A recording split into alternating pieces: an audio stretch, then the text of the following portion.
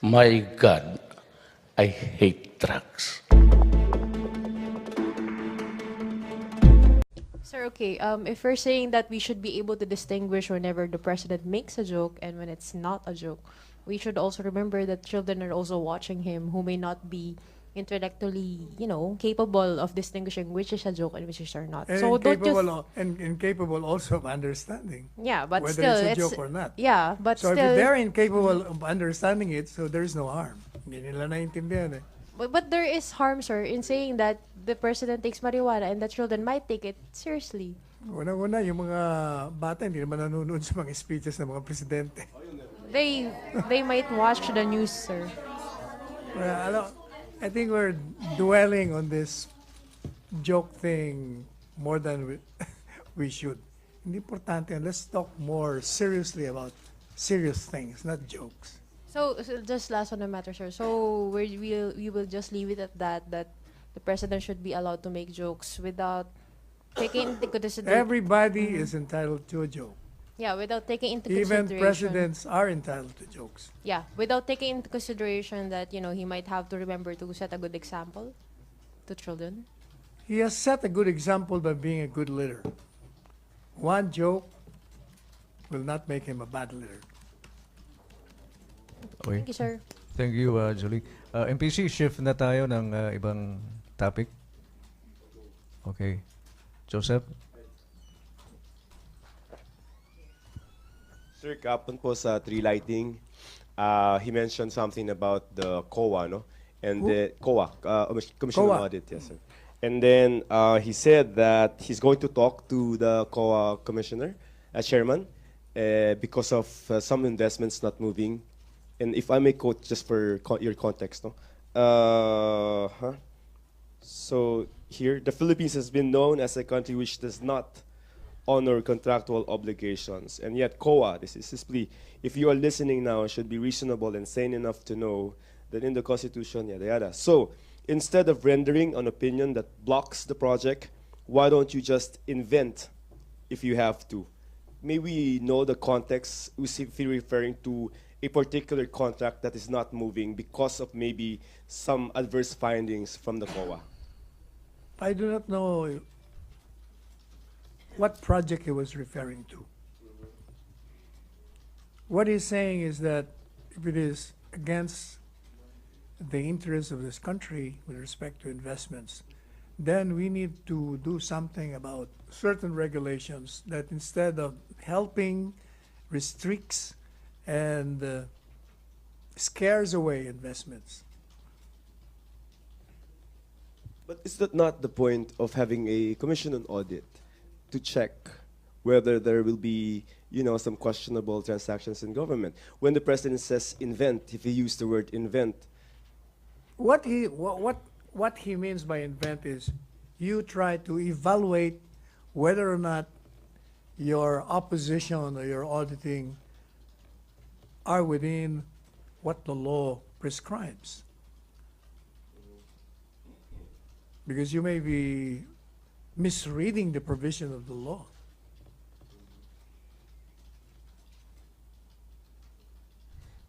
MPC? Joseph? Follow up? yun ang- yun ang- MPC questions? Wala na? Wala na? Tina. Sir, si Defense Secretary Lorenzana said the Philippines cannot physically confirm China's weather stations dun sa South China Sea. Wala na po bang efforts ang gobyerno to check kung totoong may weather stations na tinayo ang China dun sa area? Well, apparently the Secretary of National Defense has already done his job. So we will just let it be na wala tayong alam. That does not reflect the capability of the Philippine Armed Forces to even verify these things. But I think that Mr. Lorenzana has already made some checking. That's why he made that statement. He just said that cannot physically confirm, but it did not say that there is actually no construction of such in the area. Well, because you need to go inside the territory that this particular country claims that it's theirs. So you may have some problems there. It may even provoke something that we don't want. So we cannot invoke our rights over that area. At least to go They there. claim that it's theirs, but the arbitral ruling says it's ours. Meanwhile, nobody seems to want to enforce it. That's precisely why we're using the mechanism of diplomacy and negotiation. Okay, thank you, sir. Thank you, Tina. Joseph, let's go back to Joseph.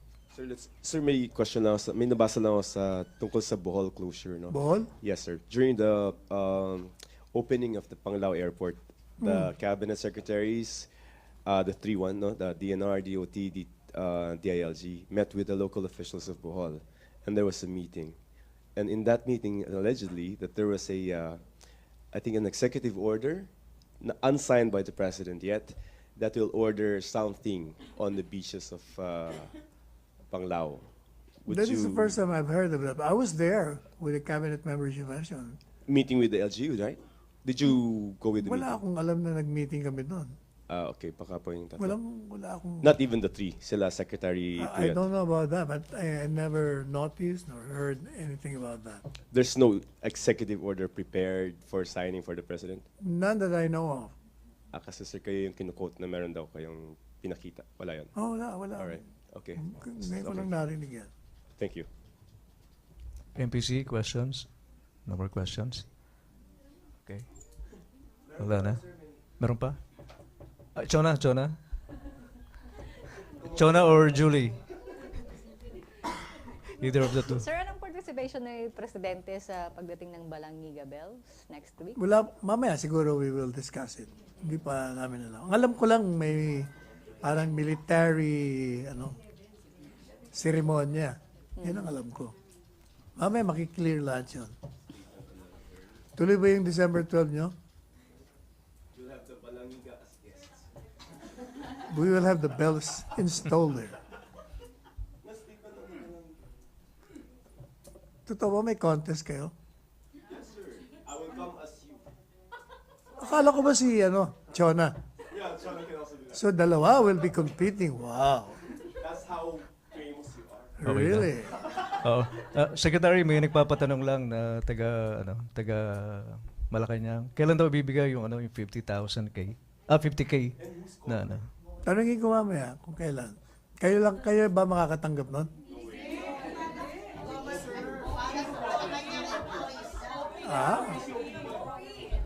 Joseph, to Okay. clarify things about doon sa 50K, Joseph, please. Sir, on behalf of the other employees of Malacanang, kahapon na nagtatanong, sino ba yung makakakuha ng 50K? Is it just the OP or the whole... Hindi ko alam eh. I'll ask mamaya. I'll ask. Oo. Tungkol doon sa 50,000, Henry, okay na tayo doon sa 50K? Oo. Employees, hindi lang natin alam kung kasama yung casual doon, kaya hindi. Hindi kami sama. Henry.